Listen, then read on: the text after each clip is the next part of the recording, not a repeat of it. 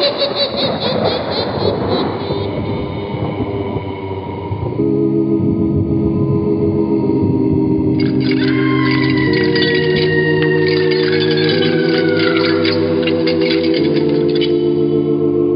Mysterious Old Radio Listening Society podcast.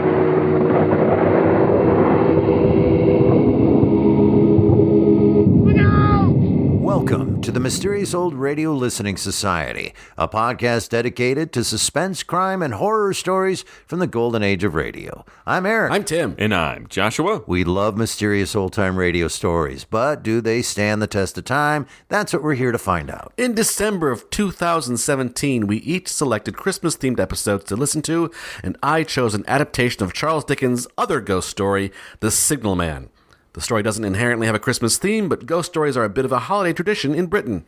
23 years after publishing A Christmas Carol, Dickens published The Signalman in the 1866 Christmas edition of the literary magazine All the Year Round.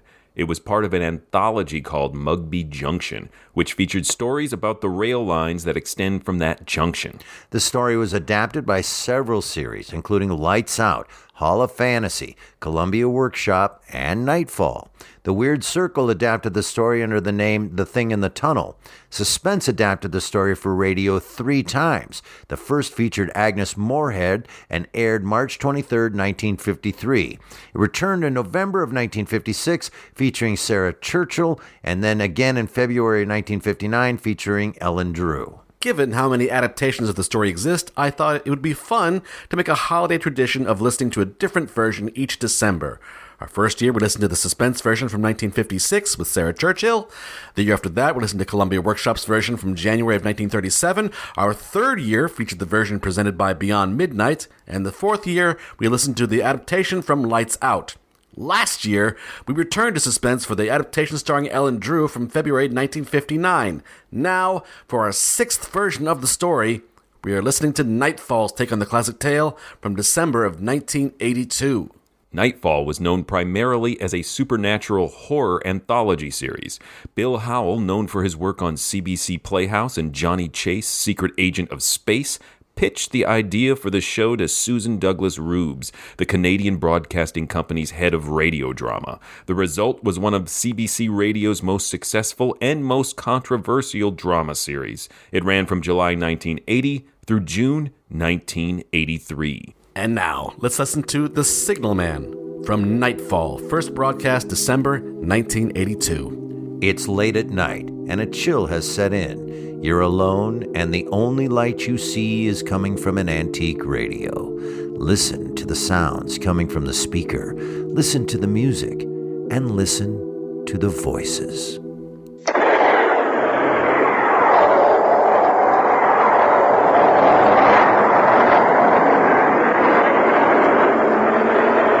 When apparitions beckon, and your fear is a warning, it's Nightfall.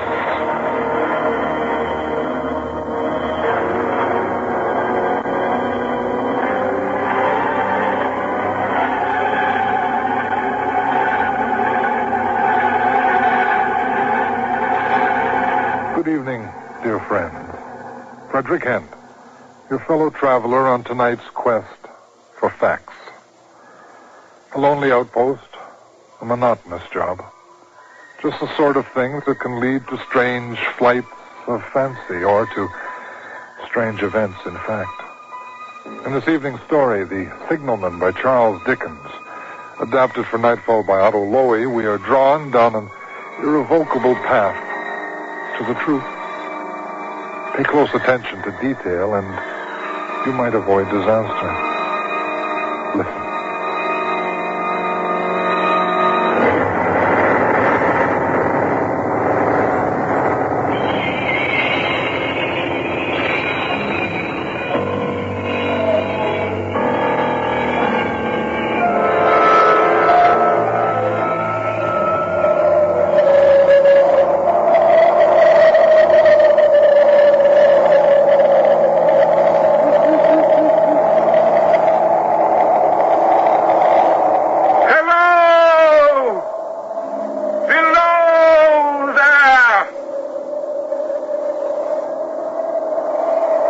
When he heard a voice thus calling him, he was standing at the door of his box, a flag in his hand pulled around its short pole.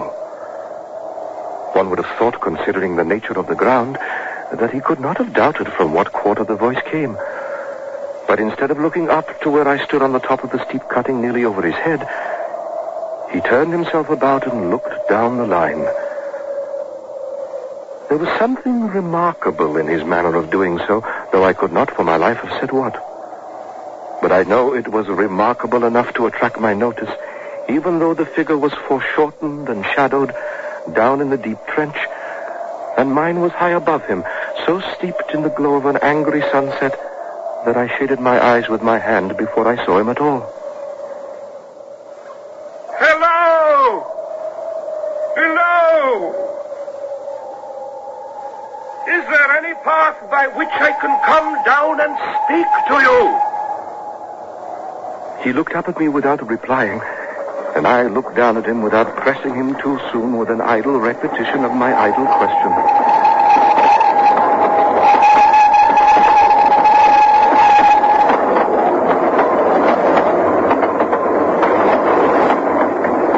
A rapid train passed below me and was skimming away over the landscape. When the vapor disappeared, I looked down again and saw him refurling the flag he had shown while the train went by. I say I want to come down and speak to you. Over there! The path! All right. I'm coming down. Looking closely about me, I found a rough zigzag descending path notched out, which I followed. The cutting was extremely deep and unusually precipitous. It was made through a clammy stone that became oozier and wetter as I went down. For these reasons, I found the way long enough to give me time to recall the singular air of reluctance or compulsion with which he had pointed out the path. When I came down low enough on the zigzag descent to see him again, I saw that he was standing between the rails on the way by which the train had lately passed. His attitude was one of such expectation and watchfulness that I stopped a moment, wondering at it. I resumed my downward way and, stepping out upon the level of the railroad, drew nearer to him. He was a dark, sallow man with a dark head and rather heavy eyebrows. His post was in as solitary and dismal place as I ever saw. On either side, a dripping wet wall of jagged stone, excluding all view but a strip of sky. The perspective one way only a crooked prolongation of this great dungeon. The shorter perspective in the other direction, terminating in a gloomy red light, and a gloomier entrance into a black tunnel in whose massive architecture there was a barbarous, depressing, and forbidding air. So little sunlight ever found its way to this spot that it had an earthy, deadly smell. And so much cold wind rushed through it that it struck chill to me as if I had left the natural world. Before he stirred, I was near enough to him to have touched him. Not even then removing his eyes from mine, he stepped back one step and lifted his hand. This is a very lonesome post to occupy. Yes, it is. A visitor is a rarity, I suppose. Yes, indeed. Not an unwelcome rarity, I hope. I've been shut up within narrow limits all my life, and it is only recently that I've become interested in these great works, the railroads, for instance. That's why I spoke to you. It's all very interesting. Is that red light part of your charge? Don't you know it is? No, I don't. You look at me as if you had a dread of me. I was doubtful whether I had seen you before. Where? There. There? That's that That red light? Yes. My dear fellow, what would I do there? However, be that as it may, I never was there, you may swear. I think I may. Yes. Yes, I'm sure I may. Have you much to do here? Yes. I suppose I have enough responsibility to bear. Responsibility? You might call it that, sir. It's exactness and watchfulness that's required of me. No manual labor to speak of. What are your duties, if I might inquire?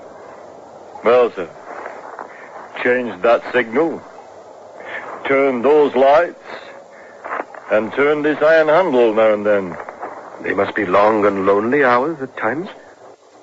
I've grown used to them, sir.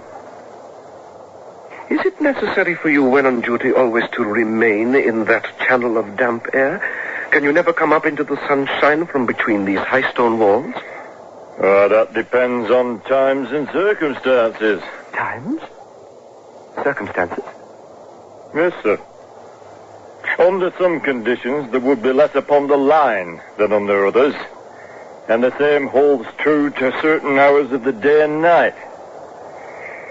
And in very bright weather, I do choose occasions for getting a little above these lower shadows.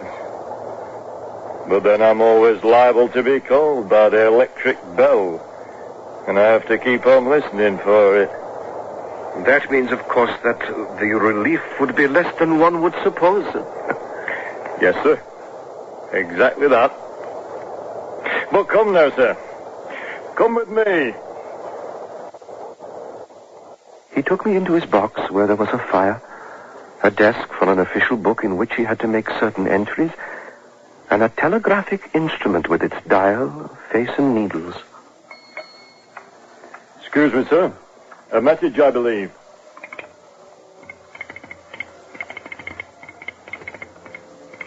I trust that you'll excuse the remark, but you seem to be well educated.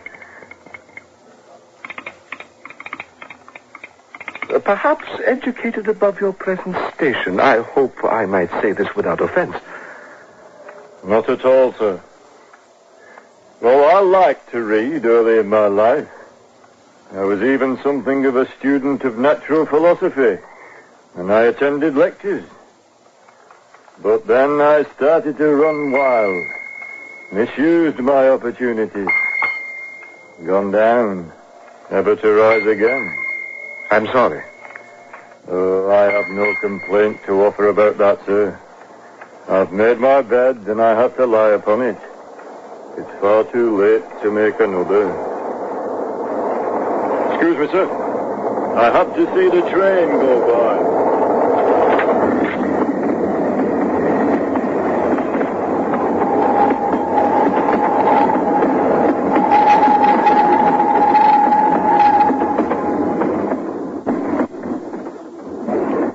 I should have set this man down as one of the safest of men to be employed in his capacity, but for the circumstance that while he was talking to me, he twice broke off with a fallen color, turned his face towards the little bell when it did not ring, opened the door of the hut, and looked out towards the red lights near the mouth of the tunnel. On both of those occasions, he came back to the fire with an inexplicable air upon him. You almost make me think that I have met with a contented man. I believe I used to be so, but I am troubled. With what? What is your trouble? It's very difficult to impart, sir. If you ever make me another visit, I will try to tell you. But I expressly intend to make you another visit. Say, when shall it be? I go off early in the morning, and I shall be on again at 10 o'clock tomorrow night, sir. I will come at 11. I'll show my white light, sir, till you've found the way up.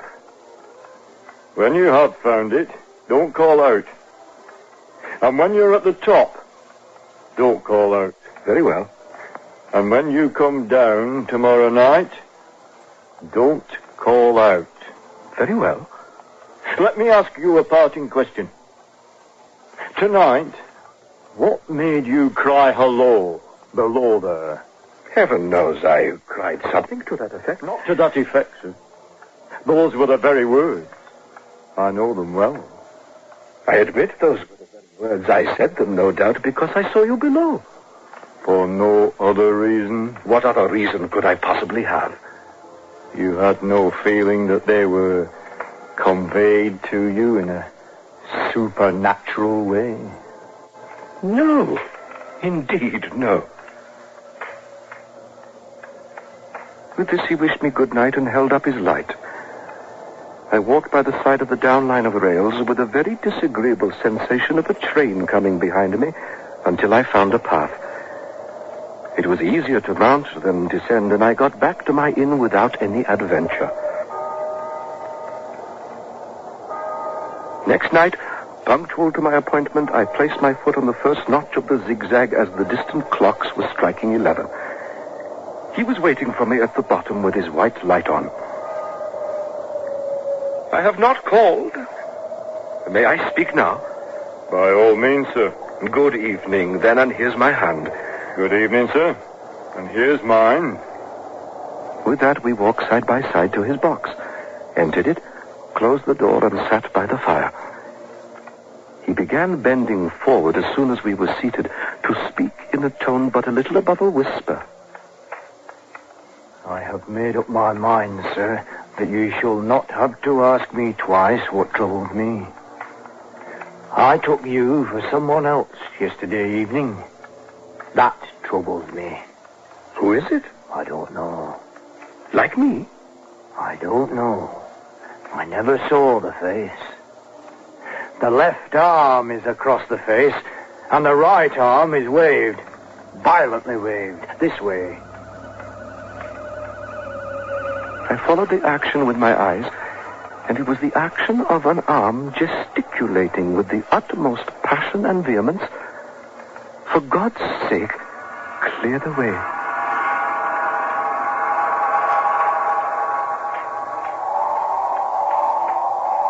One moonlight night, I was sitting here when I heard a voice cry, "Hello, below there." I started up. I looked from that door, and I saw that someone else standing by the red light near the tunnel, waving as I just now showed you. The voice seemed hoarse with shouting, and it cried, "Look out! Look out!" And then again, "Hello! Below there! Look out!" I caught up my lamp, turned it on red, and ran towards the figure, calling, "What's wrong? What has happened? Where?" It just stood outside the blackness of the tunnel. I advanced so close upon it that I wondered at its keeping the sleeve across its eyes. I ran right up to it and had my hand stretched out to pull the sleeve away when it was gone. Into the tunnel? No. I ran into the tunnel 500 yards. I stopped and held my lamp above my head and saw the figures of the measured distance and saw the stains stealing down the walls and trickling through the arch. I ran out again faster than I had run in, for I had a mortal abhorrence of the place upon me. And I looked all around the red light with my own red light. I went up the iron ladder to the gallery atop of it, and I came down again and ran back in here. I telegraphed both ways. An alarm has been given. Is anything wrong? The answer came back, both ways. All is well.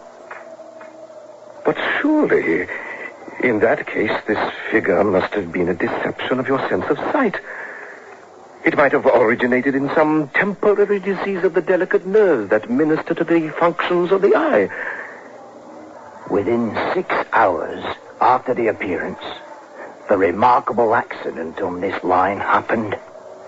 And within 10 hours, the dead and the wounded were being brought along through the tunnel over the spot where the figure had stood.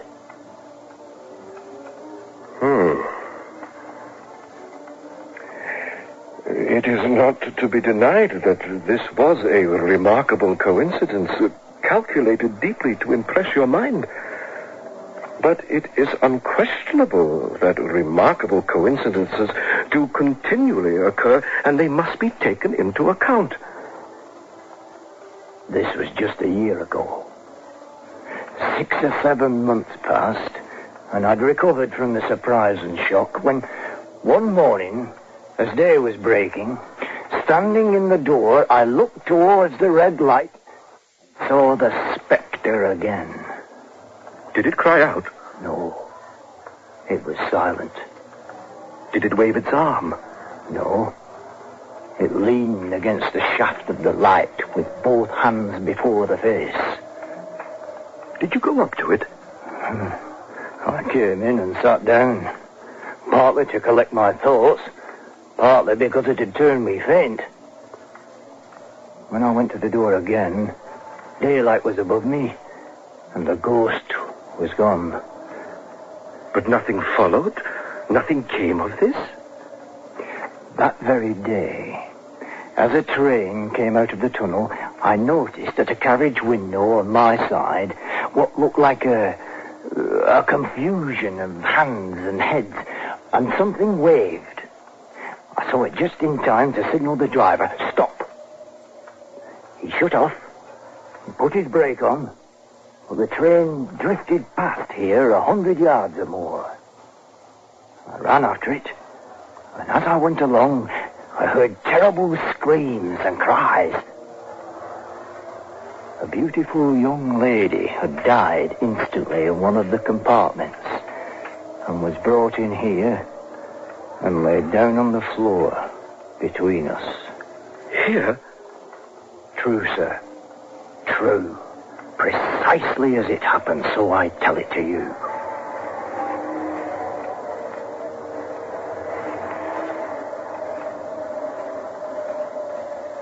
Now, sir, mark this and judge how my mind is troubled. The spectre came back a week ago. Ever since, it has been there now and again by fits and starts. And the light? At the danger light. What does it seem to do? It seems to say, with its hands, for God's sake, clear the way. I have no peace or rest for it. It calls to me for many minutes together in an agonized manner. Below there, look out! Look out! It stands waving to me. It rings my little bell. Did it ring your bell yesterday evening when I was here and you went to the door? Twice. Why, see how your imagination misleads you. My eyes were on the bell and my ears were open to the bell. And if I am a living man, it did not ring at those times. No, nor at any other time, except when it was rung in the natural course of physical things by the station communicating with you. I have never made a mistake as to that yet, sir. I've never confused the spectre's rings with the man's.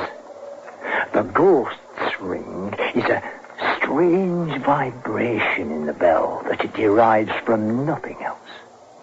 And I've not asserted that the bell stirs to the eye.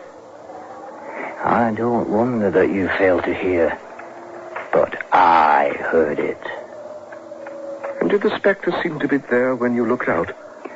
It was there. Both times? Both times. Will you come to the door with me and look for it now? I will, sir.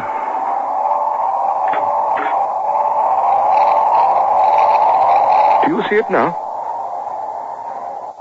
No. It is not there. Agreed. But I've seen it, sir. I've seen it. Therefore you will fully understand, sir, that what troubles me so dreadfully is the question, what does the spectre mean? I'm not certain that I do fully understand. What is it warning against? What is the danger? Where is the danger? There is danger overhanging somewhere on the line. Some dreadful calamity will happen. It's not to be doubted this third time after what has gone before. But surely this is a cruel haunting of me. What can I do? It is a difficult question to answer, indeed.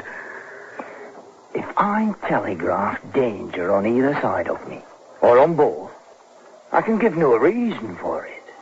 I should get into trouble and do no good. They would think I was mad. His pain of mind was most pitiable to see. It was the mental torture of a conscientious man oppressed beyond endurance by an unintelligible responsibility involving life. When it first stood under the danger light, why not tell me where that accident was to happen, if it must happen? Why not tell me how it could be averted, if it could be averted? When on its second coming it hid its face, why not tell me instead she's going to die and let them keep her at home? If it came on those two occasions only to show me that its warnings were true, and so prepare me for the third, why not warn me plainly now? And I, Lord help me, a mere poor signalman on this solitary station.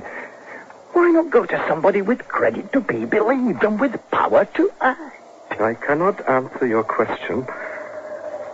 If it will help you to compose your mind, all I can say to you, let it be a comfort to you that you understand your duty, though you do not understand these confounding appearances.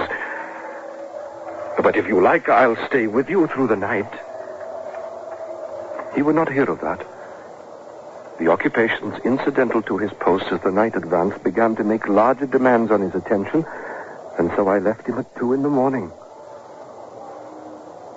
That I more than once looked back at the red light as I ascended the path, that I did not like the red light, and that I should have slept but poorly if my bed had been under it, I see no reason to conceal. Nor did I like the two sequences of the accident and the dead girl.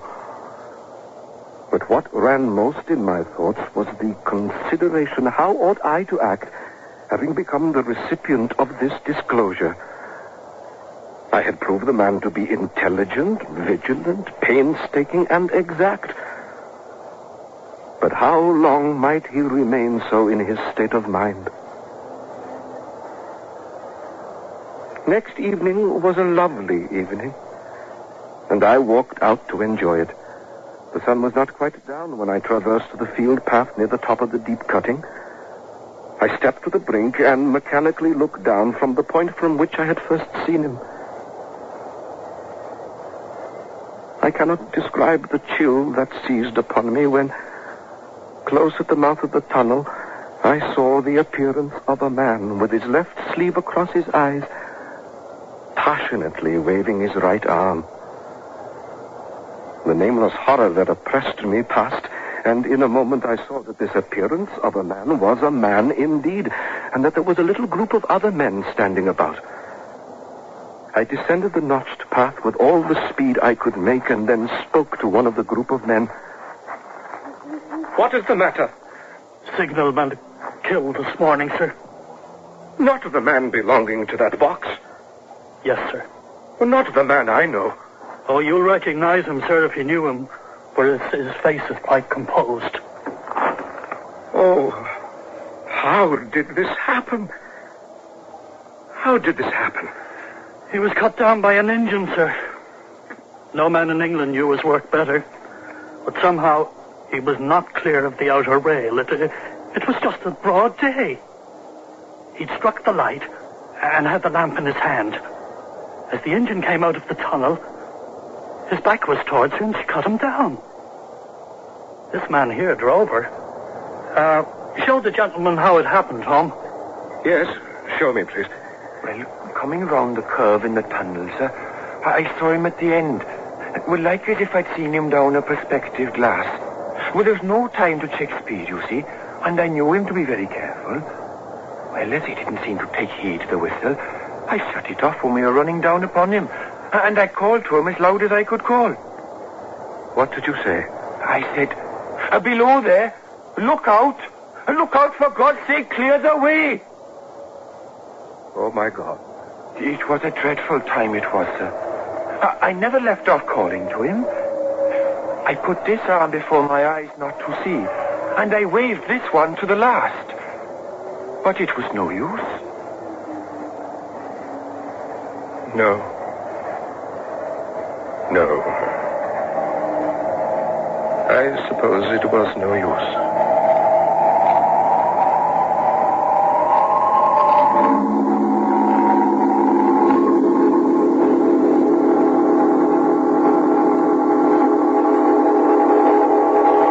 It seems when fate calls, there's little that can be done by mortals like you or like me. Here's who was involved in tonight's tale. The Signalman by Charles Dickens was adapted for radio by Otto Loewy. It featured Leon Pownall as the visitor and Duncan Fraser as the signalman. The railway worker was played by Desmond Smiley, and William Samples was the engine driver. Technical operation, Jerry Stanley. Sound effects, Chris Cuttress. Production assistant, Dagmar Kafanka. The Signalman was produced and directed in Vancouver by Robert Chesterman. Executive producer of Nightfall, Don Kowalchuk. And now a clip from a future Nightfall, Weather Station 4 by Arthur Samuels. We're into a difficult situation, and we're handling it. There's no cause for panic, not yet, anyway. There isn't. What if that storm doesn't light up, huh? And that supply plane, what if it doesn't get through? We'll deal with the ifs as we come to them. Meanwhile, you better try to relax. You'll last longer. Here, pour yourself a cup of tea. You call that tea? How many times have you used that same stupid tea bag? Easy, lad. Next week, we're giving you a night off. It's Christmas Eve. So we thought you might like to relax on one Friday of the year. But we'll be back the week after with a young man who has a very disturbing love affair with a not very willing lady on Watching by Brian Wade. It's produced and directed by William Lane. Until then, I'm Frederick Hend for Nightfall.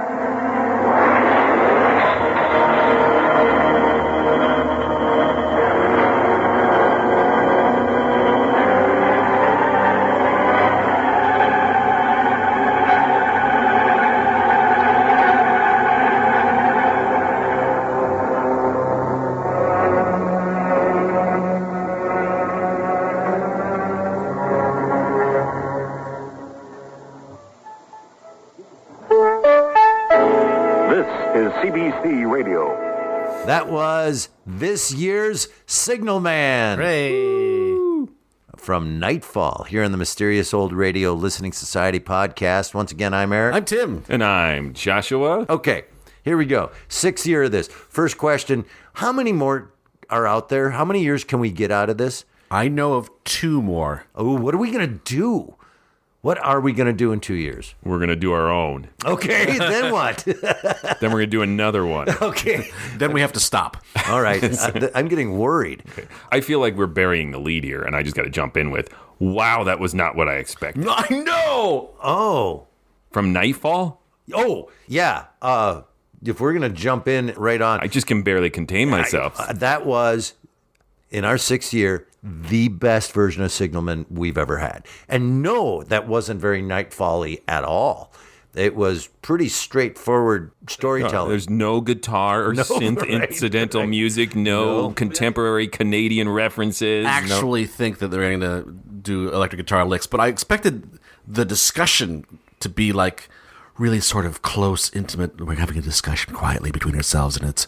Did you expect it to be period? Not really. I don't think I did. I honestly expected it to be something like a 1980s shock jock who gets a phone call on the air from a guy in a signal shack, and it like plays out like some kind of version of Ghost Hunt or talk radio from Oliver Stone, like where all the action happens over the air. We now have an outline for the story that we're going to do 3 years from now. That's for sure. I'm interested that you found this your favorite version so far. Yes. Because I very quickly, in listening to this, stopped and opened up the text of the story, and this is, I think, as close to verbatim of the actual text of the story. Okay. The Signalman, in general, is a difficult story to follow. The first time we listened, it was like, what's happening? he's flagging down what and who's going where and what. And then you know, it's explained to me, and then I said, okay, that's 6 the story. times. Right. And then you listen, you go, I know the story. Are you going to tell it right? As we know, the Ellen Drew version was terrible. I thought the Sarah Churchill suspense version was really good. It was my favorite up until yesterday. I think there was a brief period in which The Lights Out was your favorite. Yeah, here's what it is. This is the best job of straightforward, to the point, crisp, clean corner storytelling. Mm-hmm. Yep. I'm not sure how to compare it to all the other productions, but I will go this far with you, Eric, and say I think Duncan Fraser, who plays the signalman in this one, gives the best signalman performance. Correct. His performance is amazing. Correct. Because it's nuanced. Mm-hmm. He actually sat down, I think, well, as Tim says, it follows the story so well, he didn't need to sit down and read the actual story because the script does it. His is the first performance that I've heard that jibes with the great line from the story when the narrator says, "You almost make me think I have met a contented man." Yeah. In a lot of the other adaptations that include that line, the person playing the signalman doesn't match up with that. He's playing him a little like agitated and haunted, and he starts his performance in this very staid, almost placid, almost like a British butler stereotype of someone who has really accepted his lot in life. It is one of the things that maybe is attributable to the modern Nightfall aesthetic. They let him be silent. They really let him take his time. Mm-hmm. Two really great moments that stand out for me that, again, I think Josh was right. Was this really Nightfall? Like, Nightfall, as we know, has a tendency to go, oh, that was close, and then you made me mad, or does something weird or something.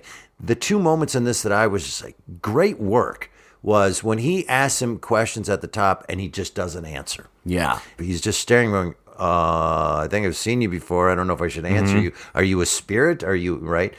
The other one was when he said, I can't remember what the line he says to him, but there's this huge chunk of silence where you can actually see in your head the narrator, the non-signalman. Yeah. Not Charles Dickens. Going, oh, wow, that was a crazy piece of information. Without any reaction, Foley, music, nothing. Just very silence. Minimally produced. Yeah, but to take that risk with that one, I wish I could remember the line right now, but it was just beautiful. It was just quiet for 6 seconds, and he went, oh, okay. There's so many spots in the script where the narrator could be silenced for a couple seconds, so it's hard for me to remember the exact one. I don't know if it's because the big moment is when he was talking about, oh, the bell rings, but you don't hear it. That might be the one. Sometimes it vibrates, and I can tell that there's something out there. It was really underproduced in a beautiful way. Mm-hmm. It relied on performance and writing.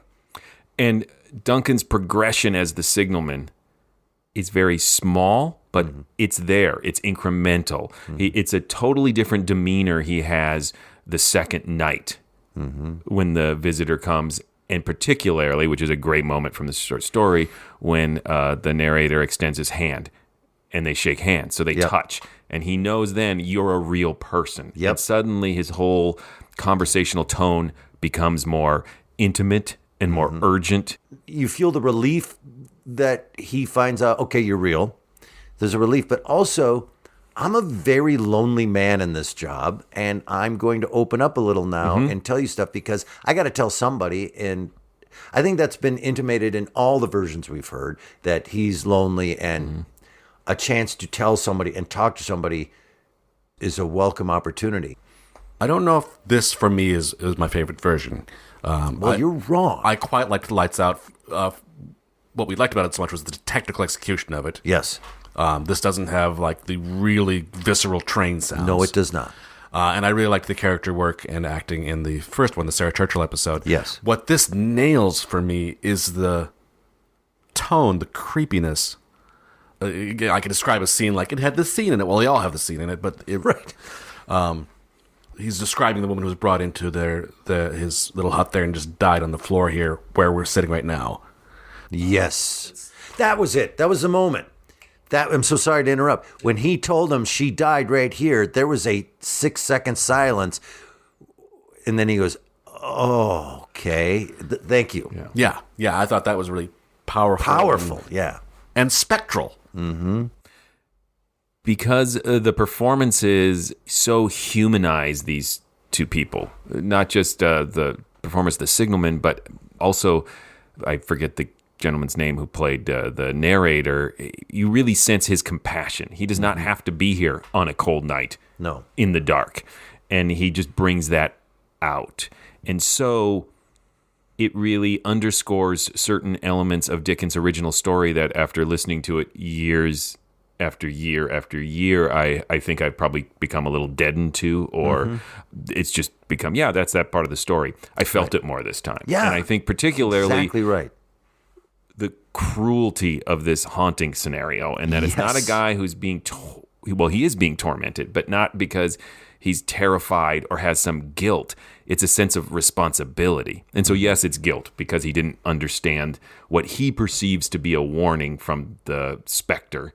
And I just that tragedy of a failure to communicate, and a guy who is that committed to his duty instead of like, I'm going to quit this job. Right. And that's what's key to this version is this guy who had other options in life, but because of his own failure, this ended up being his only option. But he's going to commit to it 100%, even if it means, as it does in the story, his death. Duty. And Eric ruined it. Look out! But I think it also redirects me back to the story, and I can't remember from other podcasts how much of this actual Dickens story we've discussed, not as a compare and contrast so much as questions about the actual text. Is the specter actually warning him, or is the specter slowly luring him to his death? Is the specter less Cassandra and more Siren?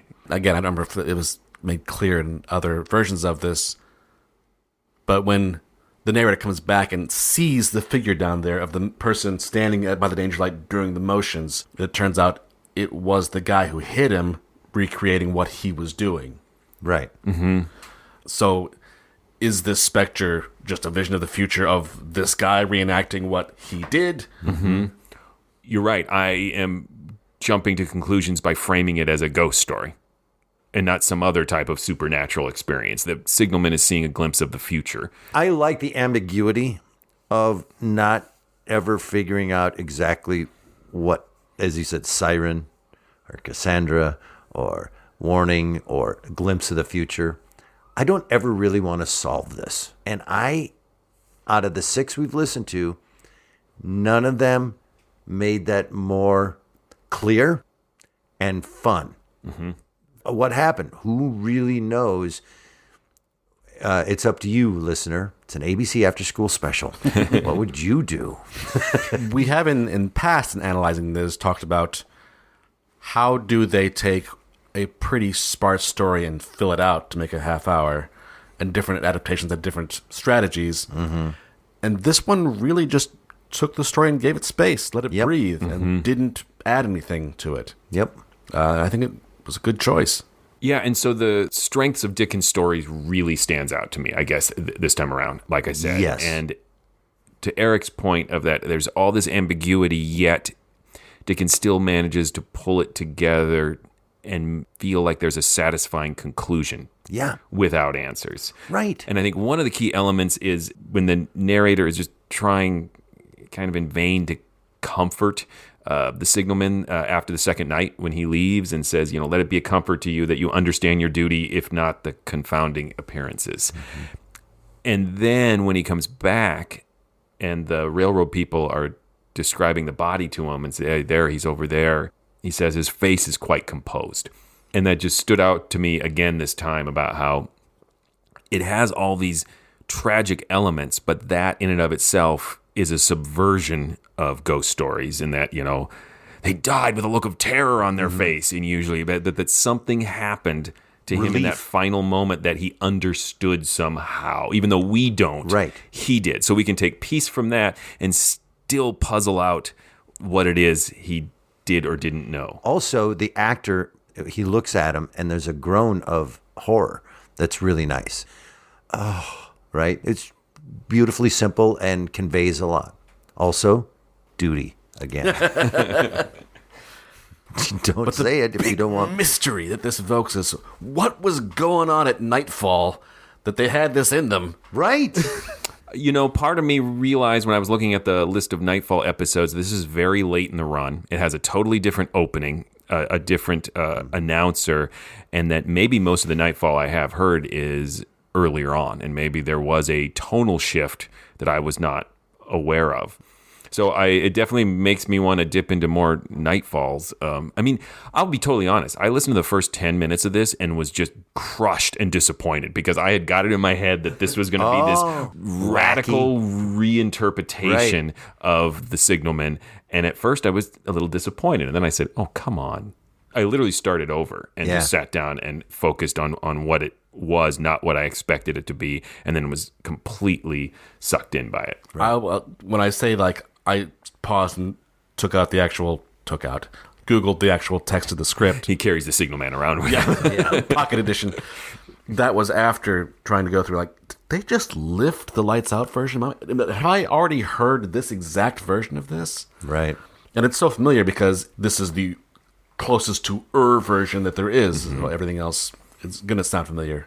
Yeah, to my taste, you either do something like the original suspense version and completely update it, or you do a really true version like this. Yep. And those are my two favorite as of right now, the first suspense version and this one, creating two adaptation polls. I have an idea for 3 years from now. Patreon or Morals fan fiction. They write it, we produce it. Ooh, get ready to be inundated with fan fiction, Eric. You write a Signalman, we'll record it. Yes. However, with caveats. Yes. When we get 25 Signalman scripts, you have to sort through and tell the people we aren't doing their scripts. Okay. So, one of us would play the Signalman, one of us the Nader, and one of us the Train. Oh, you know what I got dibs on. Woo woo. Huh? You got the part. Thanks. Right. Plus, I don't have to work hard. Well, should we vote? Yes. That is not. We know what I'm going to do. That is not only the best version of Signalman so far, in my opinion.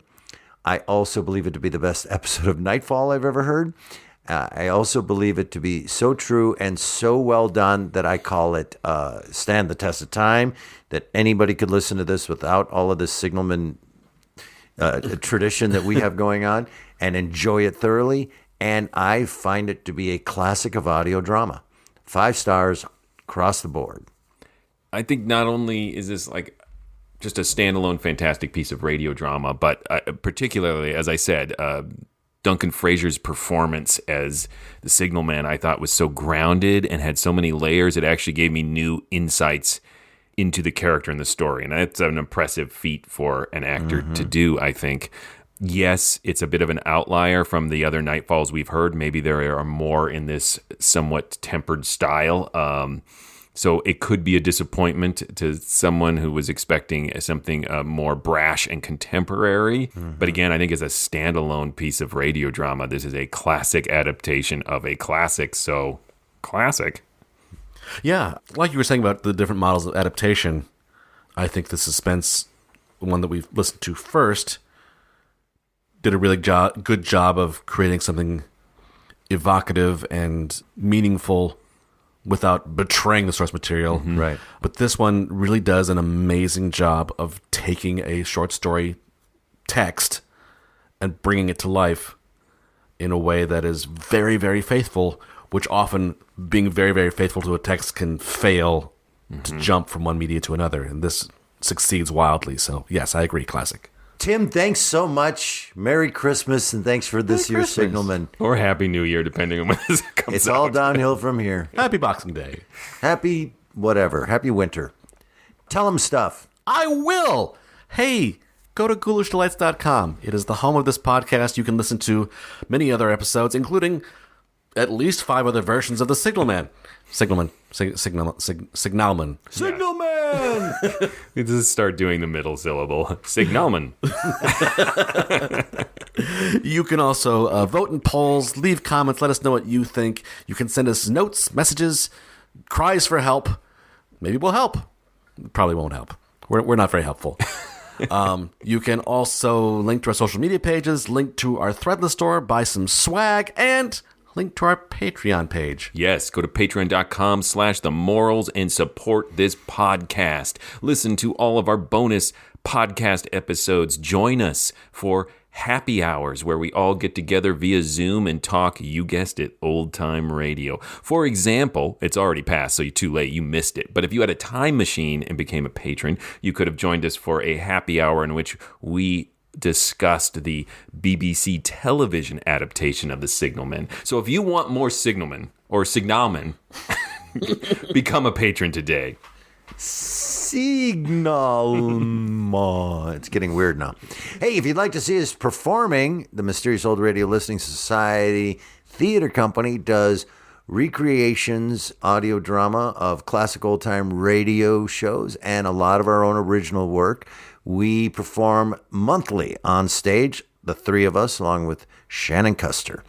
If you'd like to see where we're performing this month and what we're performing, what day, and all of that, just go to ghoulishdelights.com or mysteriousouldradioListeningSociety.com. But if you're a Patreon, we do video it, we film it or whatever, and then you get access to particular language really vexes you, because doesn't it? there is no more film or video, so we upload a high quality video of our there you go, and you get to watch that because you're a Patreon. Thank you. I got to get the language of that down. We'll just insert that in. Okay. In a monotone? Yes. Thank you.